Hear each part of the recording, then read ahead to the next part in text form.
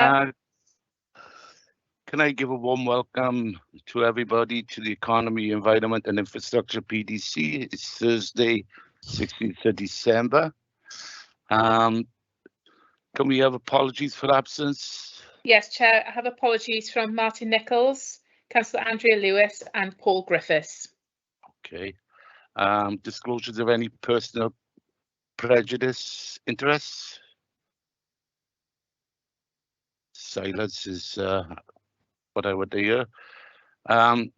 Just before we start in agenda item 3, can I make members aware that because Martin Nichols and other officers have been pulled away to an urgent meeting, item 6 on climate change, pages 101 to 129, can I ask that the members have it deferred until January? I move, Chair. Thank you. Item 3, approve and sign the minutes of the previous meeting as a correct record. For accuracy, page 1, page 2. Can I have them confirmed, please? For accuracy? Yeah. Yeah, thank you. Any matters arising on the minutes? No, none. Okay. Can we go on to agenda item 4, which is management and maintenance of open spaces? Who's the lead officer on this, Sam? I believe, bear with me a second. Jeremy, is this one yours? Good afternoon, everybody. I drafted the report. Chris Howell, Head of Service, is going to lead on its presentation with contributions from other officers. Okay. Okay, Chris, can you? Yes, he is in. Yeah, thank you, Chair. Could I start by giving apologies for Councillor Mark Thomas as well? Okay, no problem. With the report today, this is very much a team effort, this project. So we're going to try a slightly different approach and have a number of the teams present their elements of the report. What that means is you have the sort of subject matter experts presenting in those areas, but it may end up being a little bit more disjointed than normal. So apologies for that. And if I could also ask to avoid it being sort of more disrupted, if questions could be saved to the end, that would be really useful. I'll start with a quick introduction and an update on some plant procurement. Then I'll hand over to Mark Baber, who's a biodiversity officer, and he'll run through our engagement with bodies such as Plant Life, and also give some detail on some surveys which Mark's been and others have been carrying out with regards to biodiversity in the parks. Simon Lydiard, who's team leader for park and grounds maintenance, will then run through some of the trials that we completed this season, and also plans for expanded trials next season. Deb Hill, Nature Conservation team leader, will then outline how we've sought to give people information on the areas where we've been doing trials, and also importantly, she'll run through the proposed consultation questions which the committee asked us to prepare for them. And then lastly, I'll just sum up, and then we'll take questions maybe at the end. So kicking off, as I said, this has been very much a team effort in terms of a project, and it's the parks operations, the nature conservation team, but also then engaging with people like events management, highways, and we will need to move on to people like education as well. Following the trials that we've undertaken, we also held a planning meeting so we could give the committee confirmation of progress we've made and where we're looking to head to. And we've identified a number of sites that we wish to expand our trials on next year of cutting and collecting in particular. Looking at different range of options for increasing biodiversity, and also we made a start on looking at roadside verges and how we could manage these differently, again with a view to maximising the biodiversity benefits of those areas. So a lot of this, the development of where we're heading to, revolves around equipment, and we've made some good progress with changing our equipment through some grant funding. So we have purchased 2 flail cutting units, which complete with the tractors to tow them and the grass collection units on the back of these. The Nature Conservation team also sourced a sort of pedestrian, a smaller pedestrian mower, which also collects some bales grass. And only last week, I authorised the purchase of our first cut and collect ride-on mower. In the report, it says that we were looking at a £36,000 model, but we decided to go on a slightly bigger version, which cost just over 50,000. But we've managed to fund that between ourselves and the Nature Conservation team. Just to give it a bit of a scale, you know, with that level of equipment, we currently have about 25 ride-on mowers to manage all our grass areas, all our verge areas at the moment. So that kind of gives a scale of how far we will still need to go in terms of plant changes if we're looking to roll out a new management system across the board.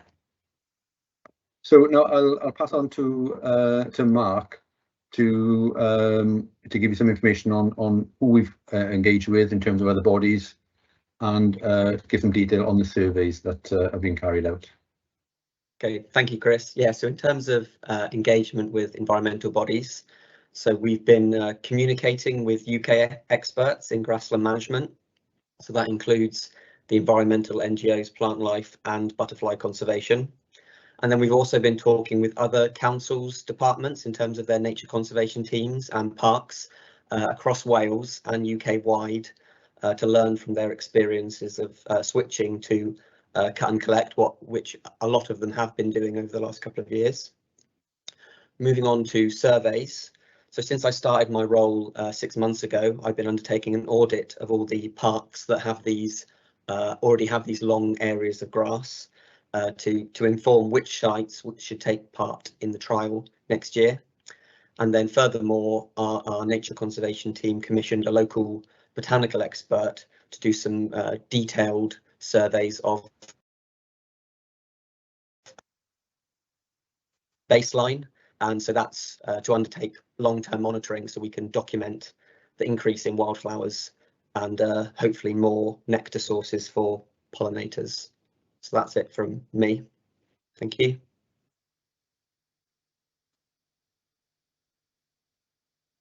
Simon, hopefully you carry on now with the operational trials we've undertaken. Yeah, thank you, Chris. Good afternoon, everyone. Starting at Singleton and Morriston Park this autumn was the first time with the opportunity to cut and collect large tracklands of grassland using the recently purchased Amazon units, which were, as Chris has rightly said, are attached to our large agri tractors. Given that the first cut was so late in year and the grass had been left uncut throughout the growing season, the volumes of arisings were considerable and subsequent disposal was quite challenging. Going forward into next season, we aim to cut and collect at 10 locations across the city, with a further potential 11 sites dependent on resources. The first operation will take place in April. Volumes of grass cuttings will reduce on subsequent visits as the nutrient content present in the ground drops away.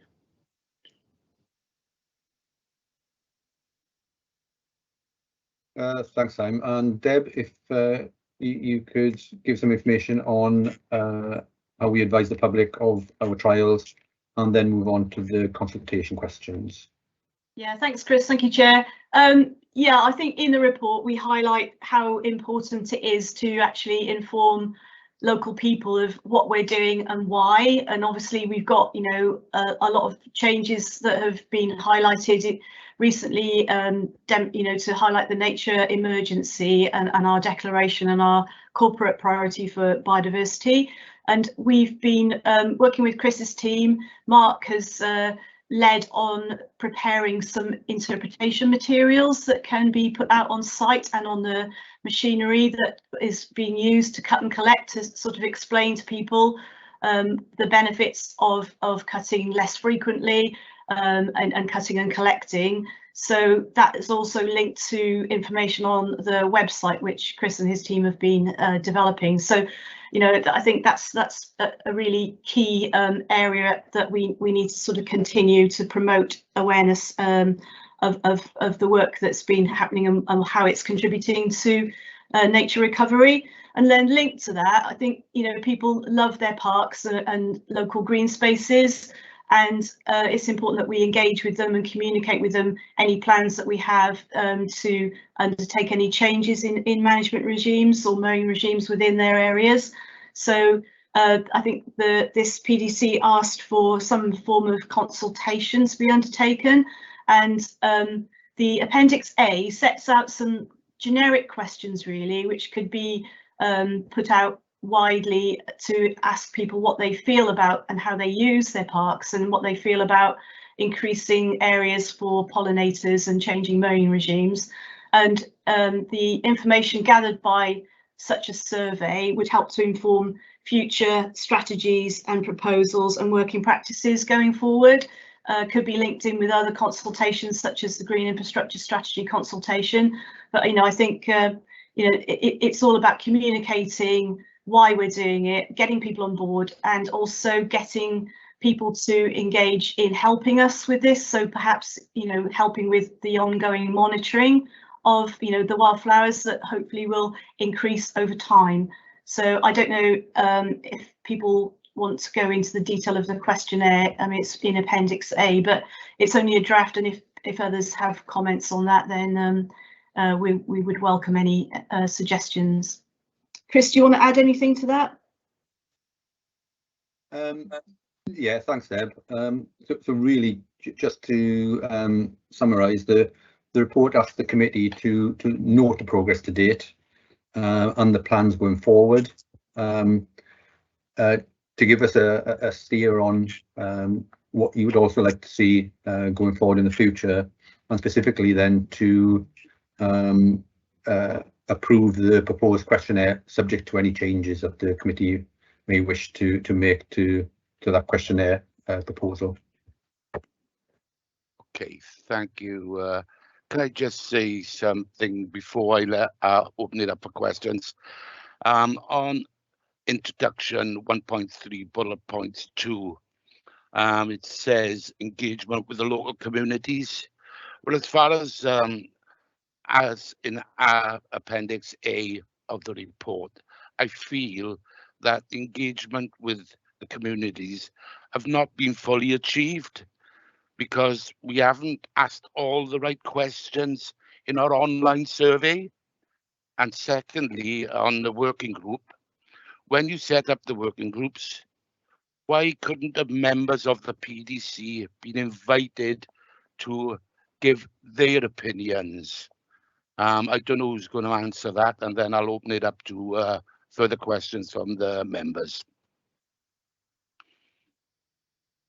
Yeah, thank you, Chair. If I take those, I think it's all, a lot of it's about timing, isn't it?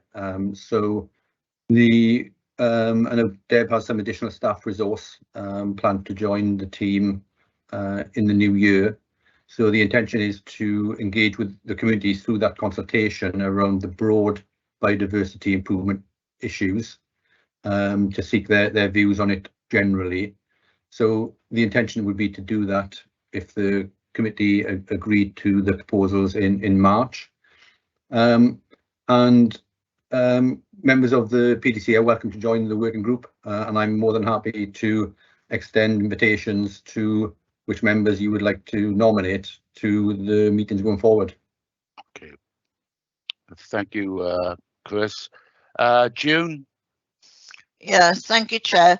Following what Chris has just said, could I suggest that you join the working group so then you can report back to the committee?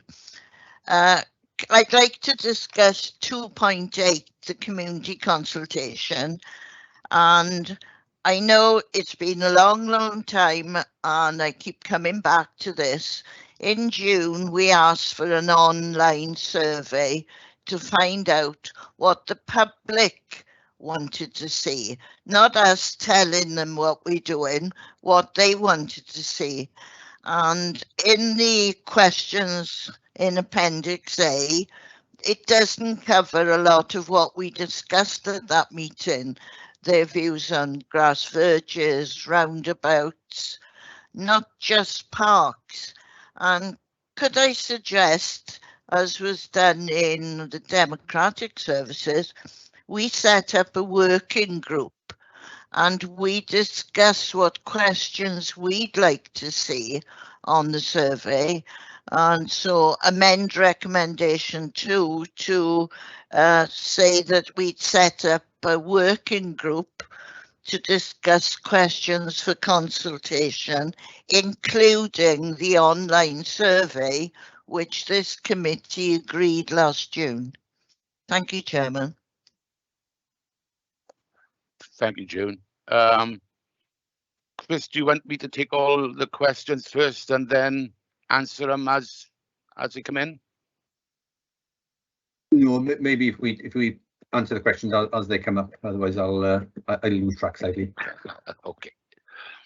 Okay, if you could answer June's question then. Well, you know, we brought the recommended consultation questions to yourselves, and it's absolutely you know, your prerogative to adjust those if you wish. If you wish to set up a member working group to consider them, and then we're happy to hear what you would like us to consult on. I suppose care needs to be taken that in any consultation process, we either don't raise expectations above a level that could possibly be delivered, and that things are done in a managed way and in the right order. So what we are proposing as a principle is to seek the public's views on the broad principles of biodiversity. Are you supportive of having more areas of long grass, which therefore there'd be reduced areas where you can play football, for example, or have other amenities? They look different to areas of short grass. So it's those broad principles that we're seeking to have a gauge on first, and then that in itself can lead to the development of the policy, which the committee is leading on. And then, because you need a broad policy statement, which then would underpin the actual implementation of the policy at each area. So if you look at a particular park, if a policy says what you're trying to achieve broadly, then in a particular park, you would look at how that park could best accommodate the policy, and then you develop proposals, draft proposals for that park, and then you need to engage locally as to, if you're telling people we're planning to plant trees on this bank, we're leaving this area grow long, we'll leave this area short so people can picnic and play football. So it's about doing things in order, I think. And so we need to have the generality and a strategic policy level first, before you dive into the specifics of any particular location. That would be my advice to you in terms of the consultation. And obviously, Rhian Miller, for example, as the authority's consultation expert, would her views should be sought as well in the structure of any consultation process. Can I come back, Chair? Yes, go on then, June. I'm sorry, Chris, we're not just talking about parks. We're talking about all green areas, verges, roundabouts, etc. And this committee did decide in June to have an online survey to find out what the public, not what they wanted, what they would like to see us do, and that would have been part of defining how we moved forward in the work programme. So I'd like to move, Chairman, that we do set up a working group and look at questions that we can go out to the public with. Yeah, okay. I think, Chris, what June is alluded to, I'll give her, for instance, May Town Hill in my ward. We've got grass verges there, but as you know, they are being abused, they've been driven on, and this is what one of the things June is, or the members are looking to find out from the community what they want, specifically Mail Road. We've had some tarmacked over because that's the wish of the community that lived there. So I'm wondering, I too will want to put a working group, but you saying you have fears, but if we have an officer with us to give us guidelines as well, we can work together in putting this through at the end of the day. Like, happy to be led by yourself on the committee chair, but I'd just be mindful that if you're looking to do a question about a particular length of road, yeah, if that's what no, shaking ahead. It's a whole community. Again, you need to have something which is manageable to cover the whole authority. And if you look at a community, people will want different things to different parts of that community.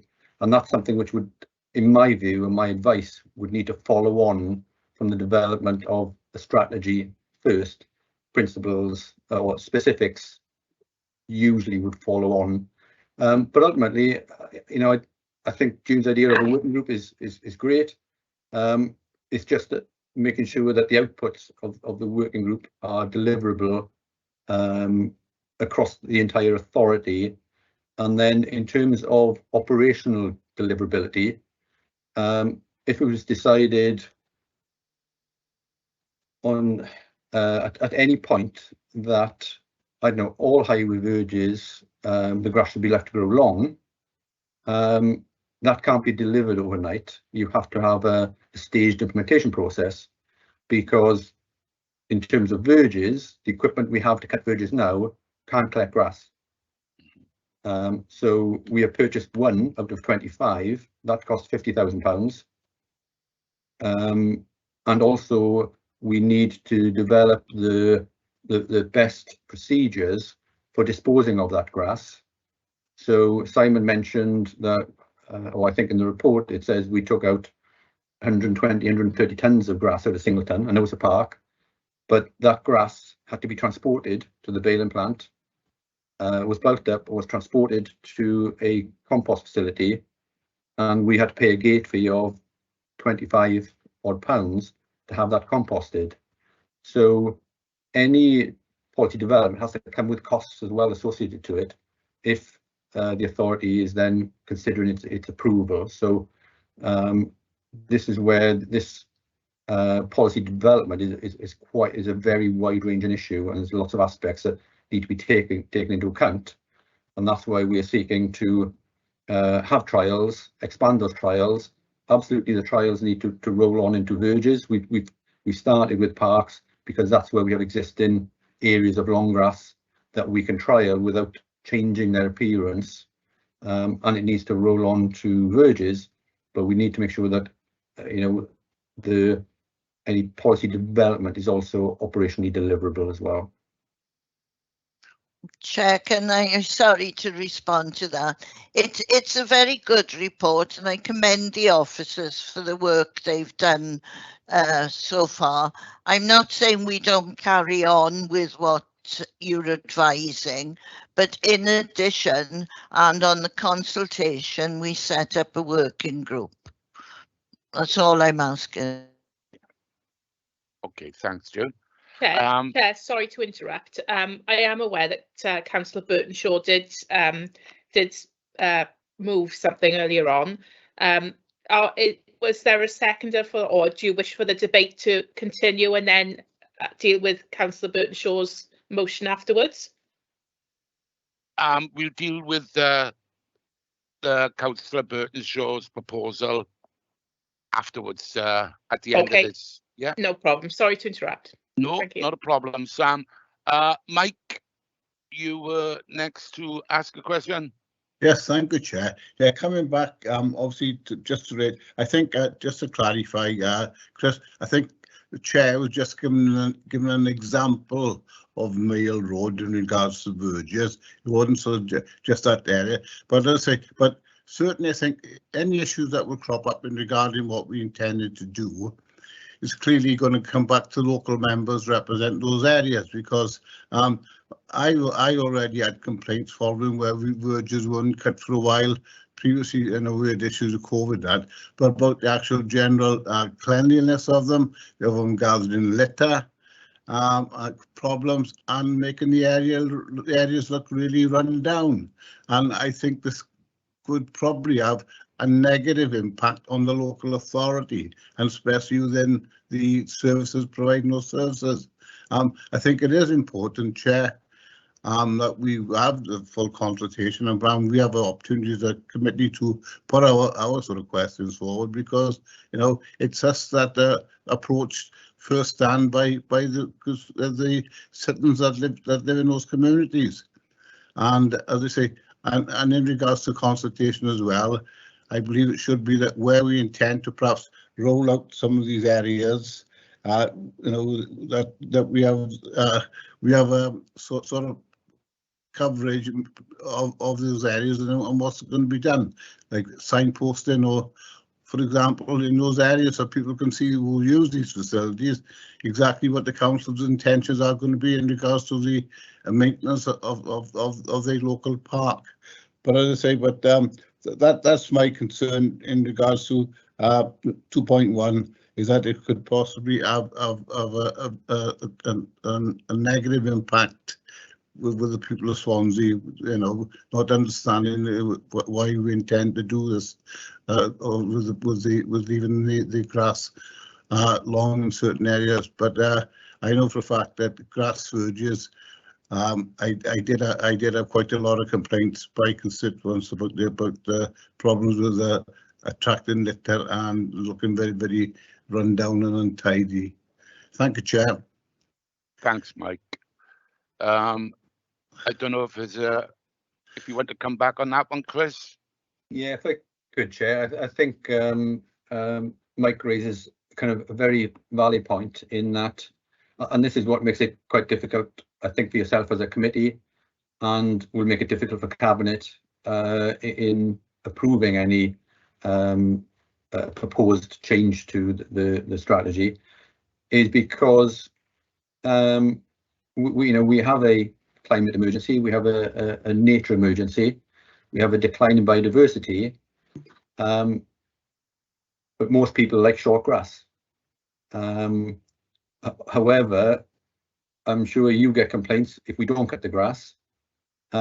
We also get complaints when we cut the grass, and it'll be ultimately up to the authority, including yourselves all as both PDC members and as individual ward members with a different hat on, to firstly decide what approach is the authority going to take for the benefit of all, and that is balancing individuals' preferences to more global needs, and then how you're going to balance the implementation of any change, because in any area you need to seek to, it's not necessarily one size fits all. There's often a balance of approaches in a particular area to ensure that there is increased biodiversity, but there's still areas that have good amenity value in terms of sports and leisure, etc. So this is a very difficult area, and there's no solution where every member of the public is going to say, I'm really happy with that, because it's going to have strong views in opposite directions. So, you know, I think, yes, the consultation is going to be very important, but the interpretation of that consultation and ultimately the decision making needs to consider what the public want, but what society needs and the environment needs as well. Yeah, thanks, Chris. I think personally, we've got no problems with the policy. It's just that the item on the survey, the online survey, we need tweaking up. And I think that's what we really getting at. Paxton? Thank you, Chairman.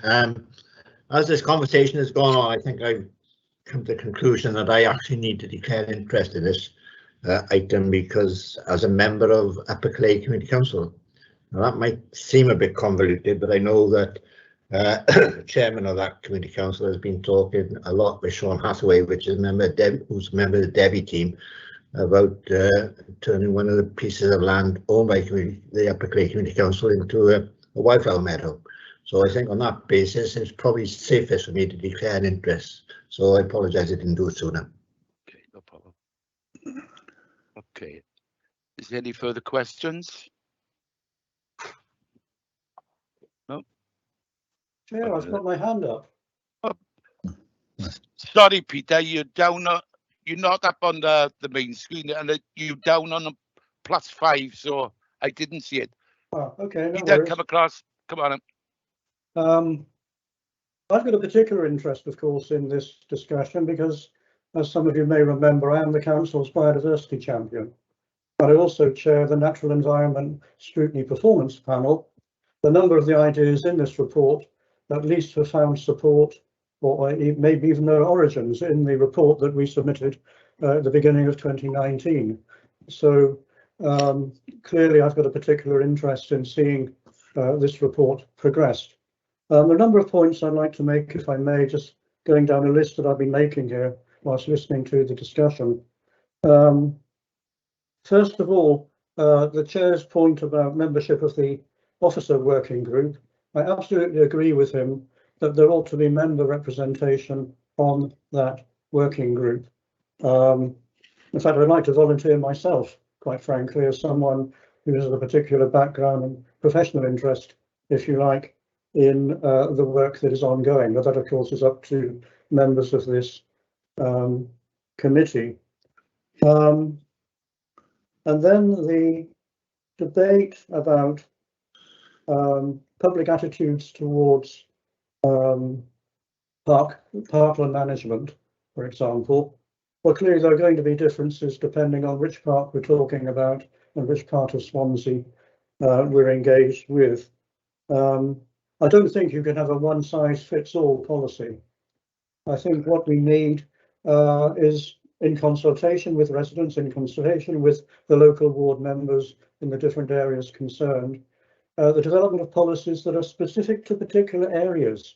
And I don't think that would be beyond our capacity to manage, quite frankly, although I welcome Chris's comments, but I don't think that would be beyond our capacity to manage in terms of an overall parkland strategy for Swansea. No, we don't need a one-size-fits-all. We can have several sizes fitting different areas.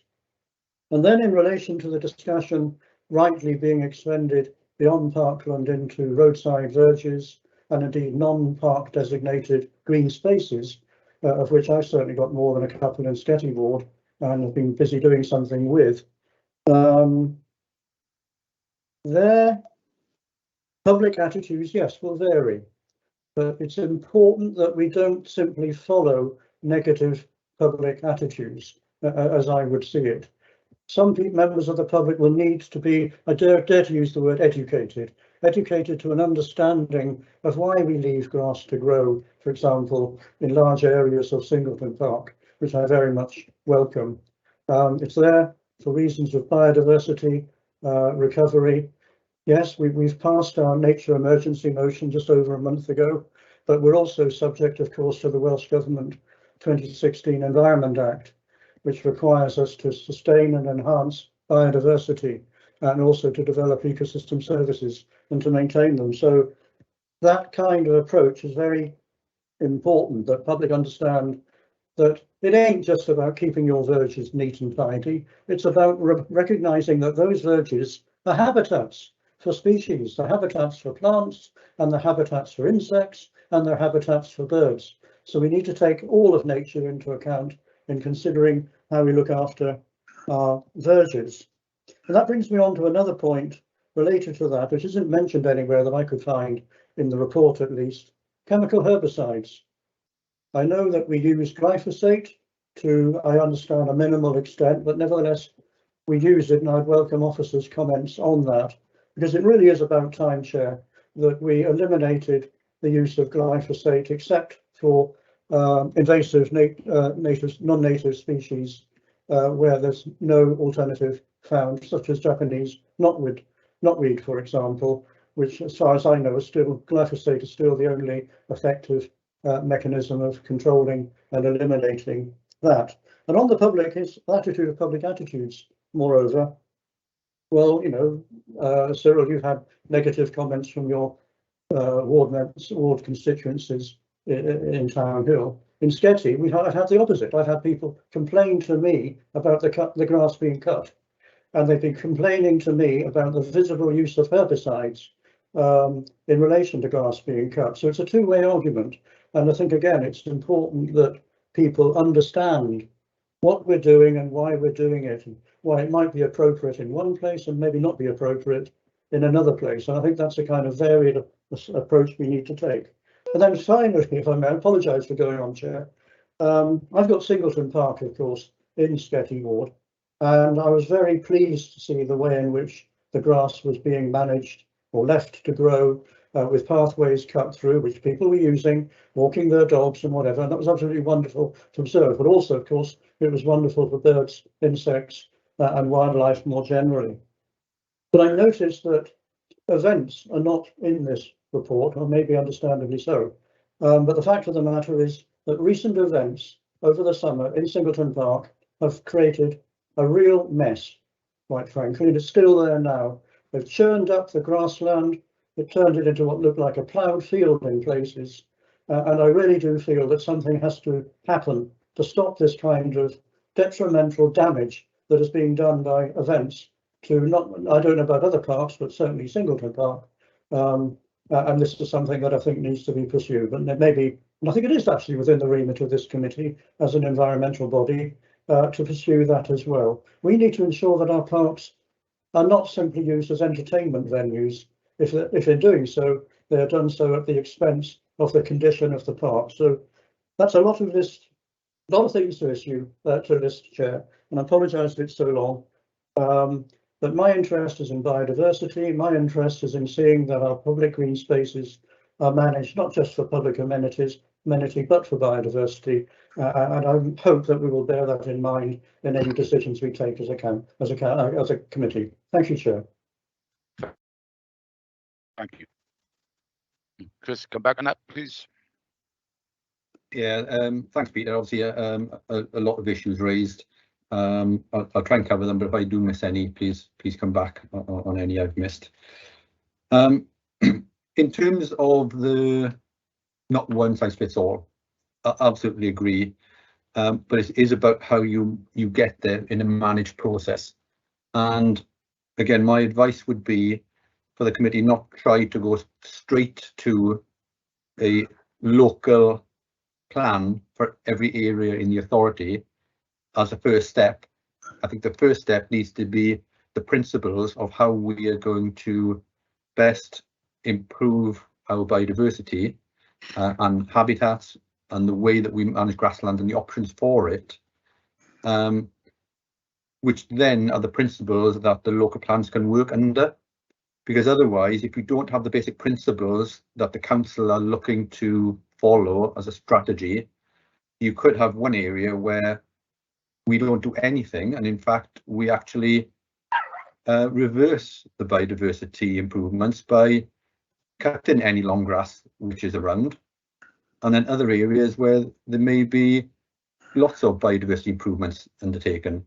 Well, that would show a total imbalance and then it's been driven fully by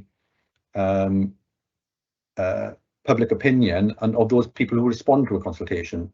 There needs to be a framework in place first, in my view. This is my recommendation. There needs to be a framework in place of principles around maximising biodiversity, driven by the climate emergency, the nature emergency, the loss of biodiversity. And then once you've got that framework in place, then absolutely we need to drop down to the local level, because maximising biodiversity in Singleton Park would be different to maximising biodiversity on the Penllygare bypass, because they're different animals altogether. So you know, so I agree that we should have it should be looked at a local level, but my advice would be we need to set the framework in place first. That's the strategy, that's the policy, and that then would drive the way that the local areas are looked at. In terms of glyphosate, you know, I think that is not how, you know, we don't use glyphosate in, strictly speaking, well, we stopped in our cutting and management of grasslands. Yes, as a parks area, we've used glyphosate in our wildflower projects, and we are reviewing that to look at the ways that we can minimise our use of glyphosate. We do use glyphosate for invasive species, as Peter said, our knotweed, etc., of which, you know, there aren't really any options. Apart from that, the main use of glyphosate would be with our highway colleagues around spraying the highway network for weeds. And again, you know, as local ward members, I'm sure you will have had many complaints. I think the season just gone, there was one spray which was missed or late. The weeds grew and it generated a huge number of complaints.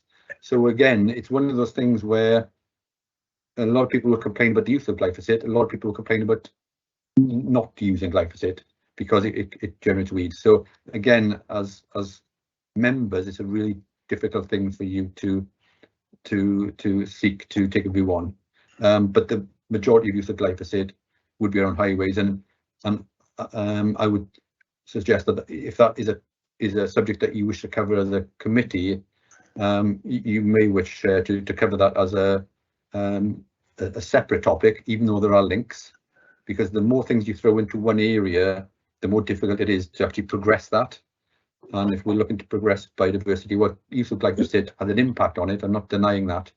I'd rather try to keep something which is manageable, so we achieve something, rather than spread it too thin. And in terms of events, Simon and Jeremy, you know, they will be desperately upset when we have events which are held, which are arranged months and months in advance, and then when they're being held, we get bad weather, which makes the ground wet and soft.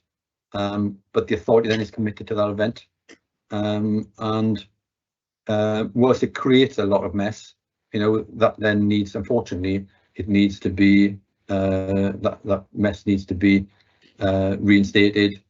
But they do tend to be on the areas where the grass is cut short, partly because of events, and that is about where I spoke about the balance.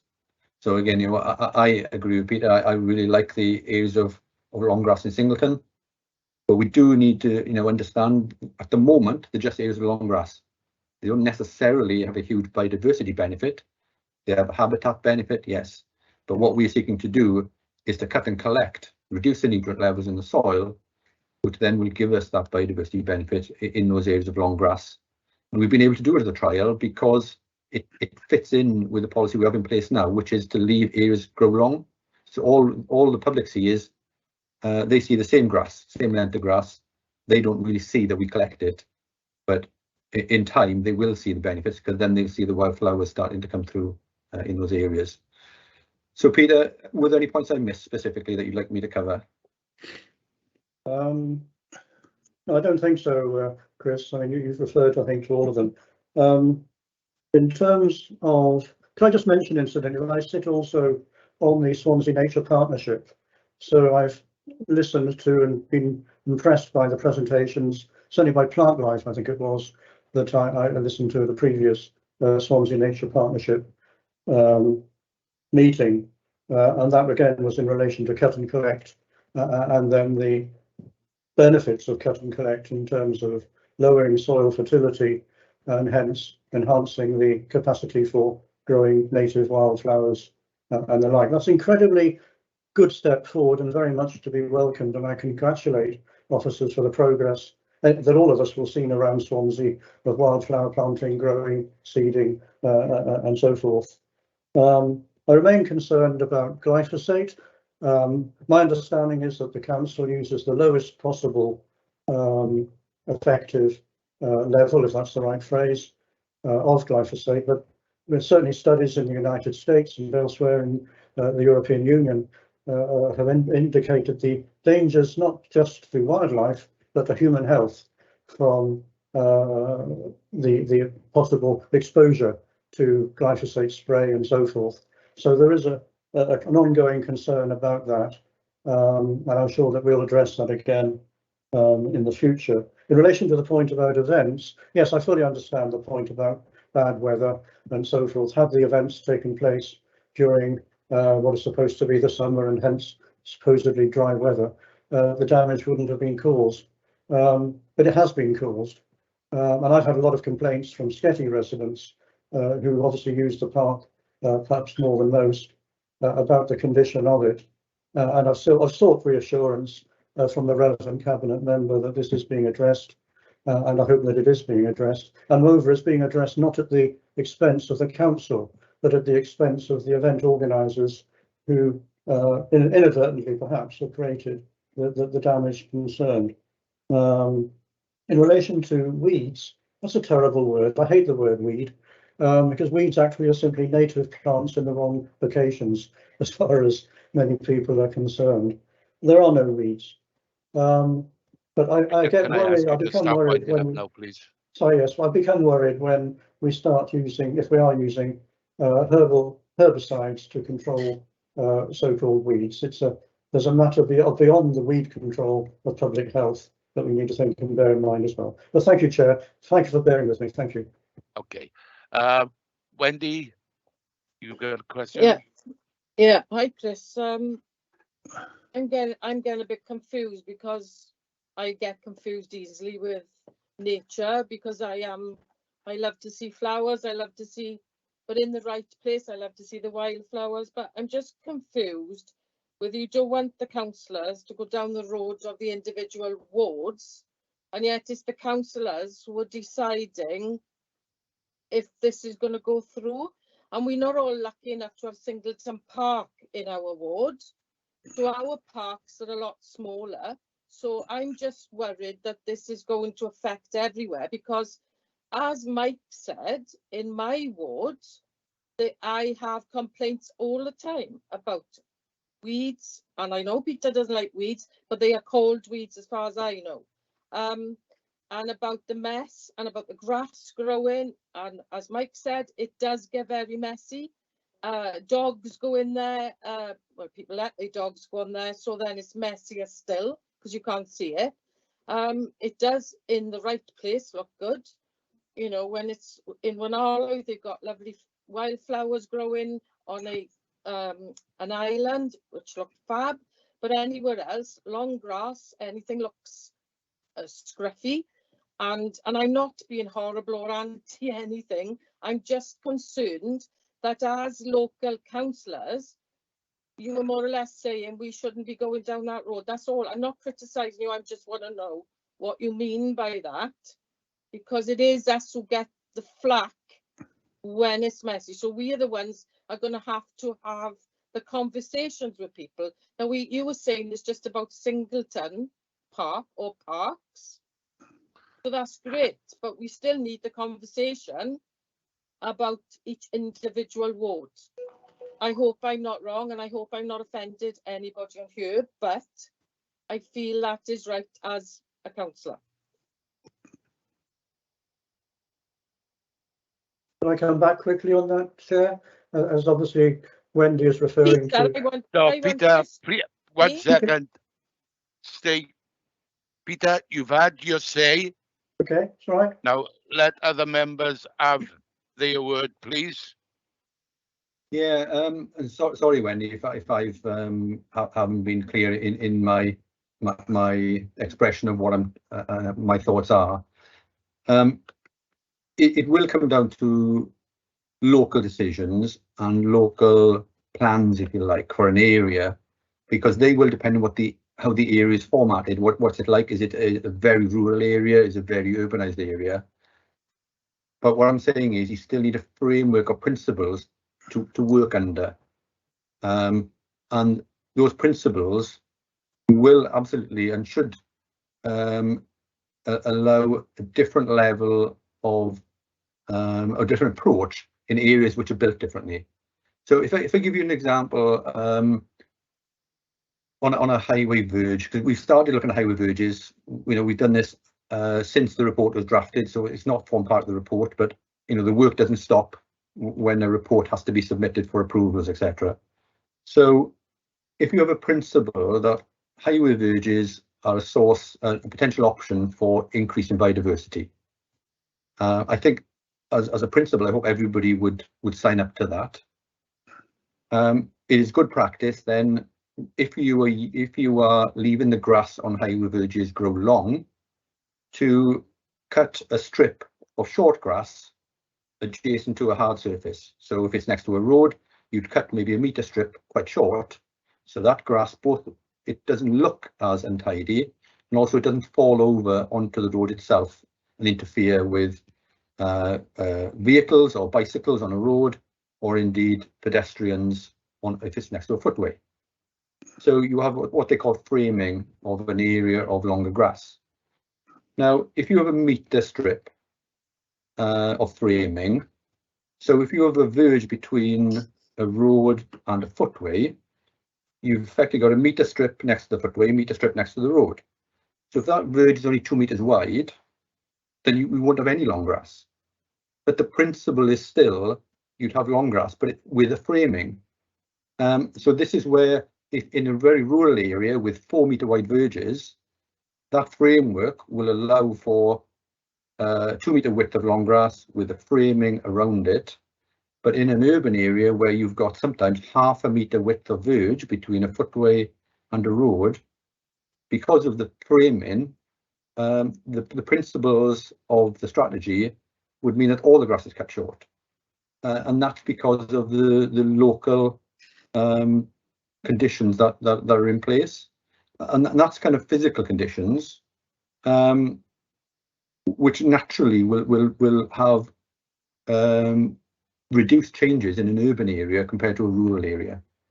And similarly, where you have a large park like Singleton, it will undoubtedly, and any framework that you choose as a committee to adopt, you'll have more opportunity to have areas of meadowland in Singleton than you will in a much smaller park.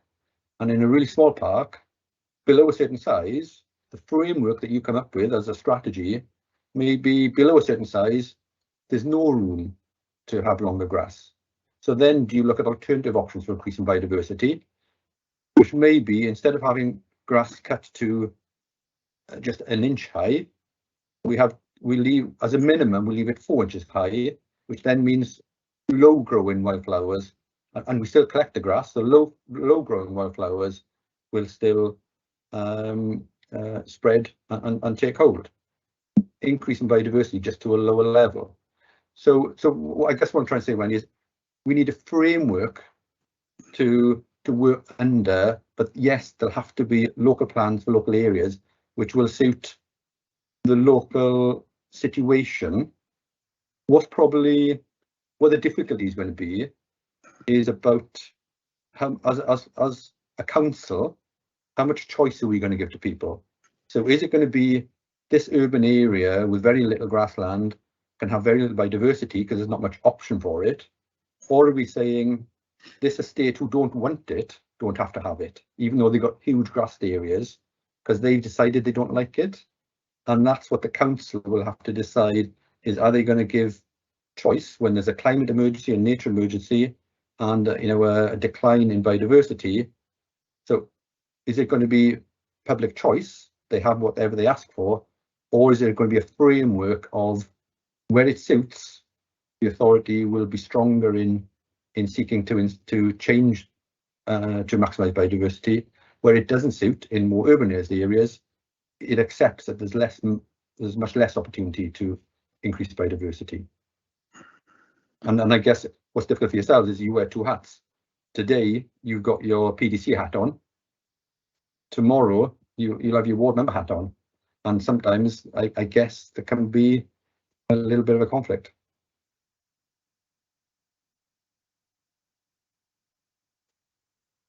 Thank you, Chris. Mike, I'm going to let you come back on one more.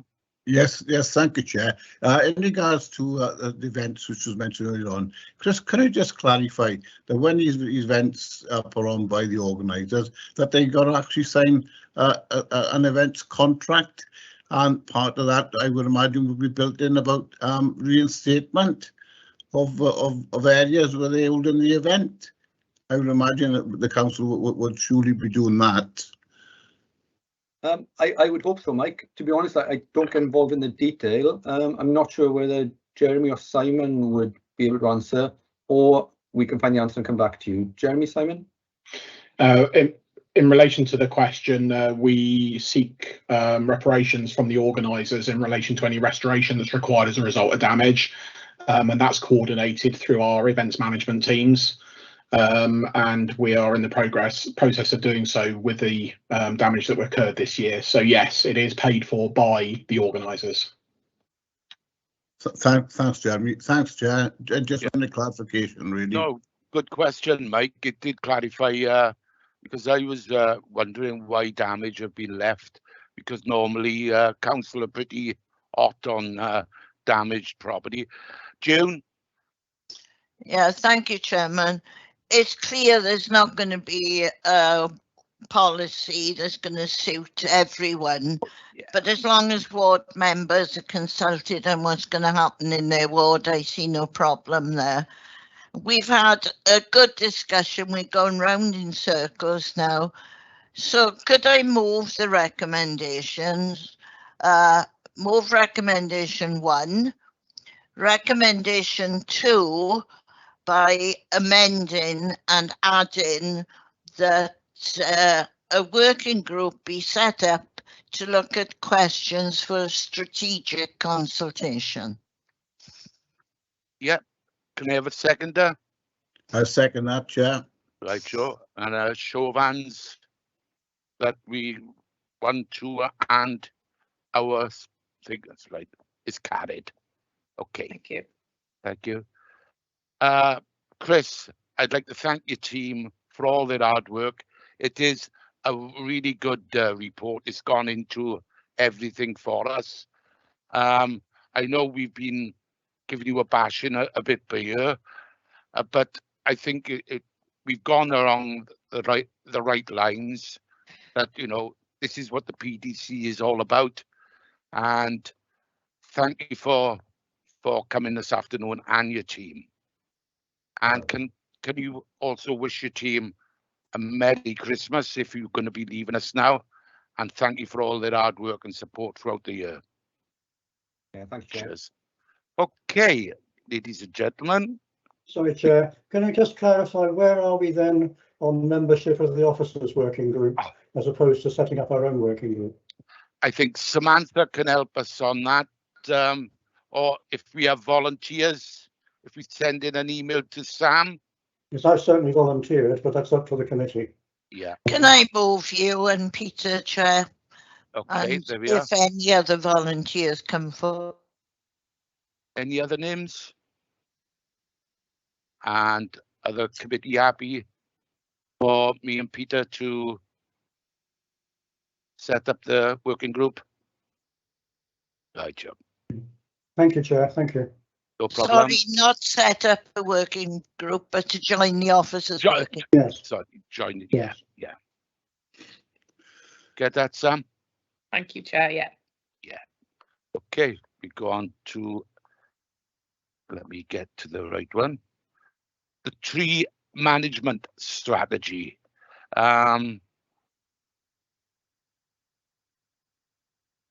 don't know who's presenting. Is it Catherine? No. Paul I'll Miller? I'll present this, Chair. Thank you, Paul Miller. Thanks, Paul. Okay, thank you, Chair. The tree management strategy before you today is the latest in a suite of documents that the Council have produced in recent years in relation to the protection and management of trees. The agenda item listed as tree policy, and I think perhaps it might be worth starting by explaining the sort of policy background and where the strategy sits, and then sort of briefly outline the strategy itself, and then explain what are further actions and proposals going forward. I don't know whether I can see a couple of hands up. I don't know whether members are looking to ask questions straight away. Oh. Jude, you got your hand up, and Wendy. Or the, no, I was going to say it's an excellent report, and I would move the recommendations, Chair. Okay. The rest of the members feel that? Feel that? Yep. Show of hands. There we are. Approved. Okay. Thank you, Chair. Okay, thank you.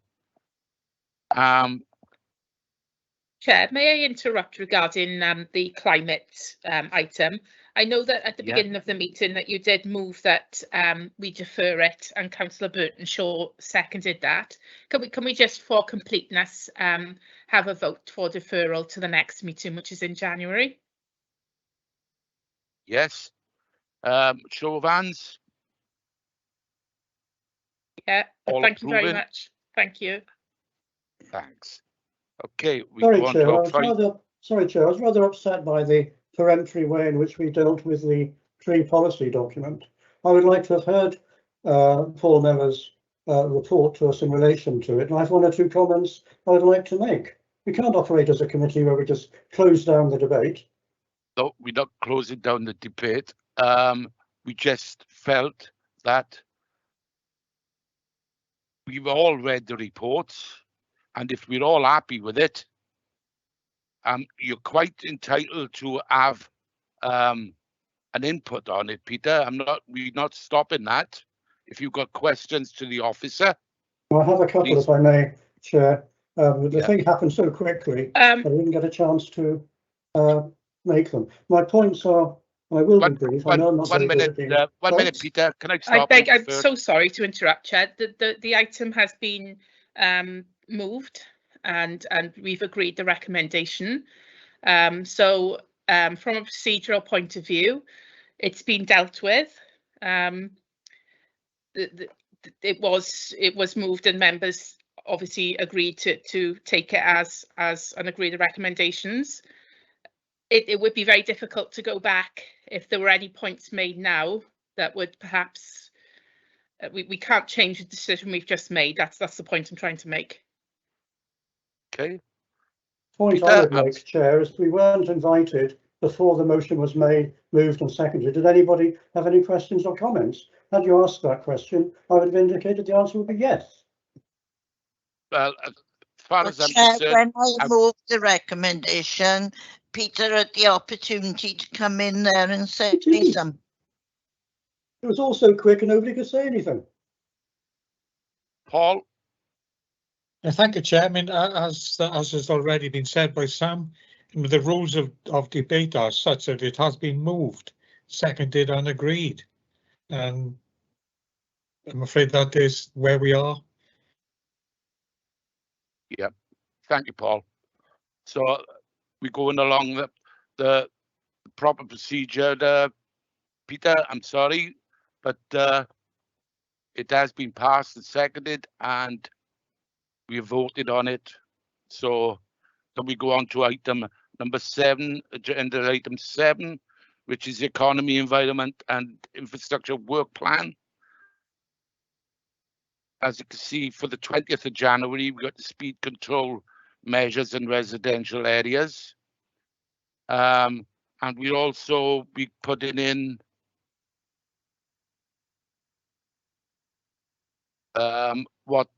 item 6, which is the climate change strategy.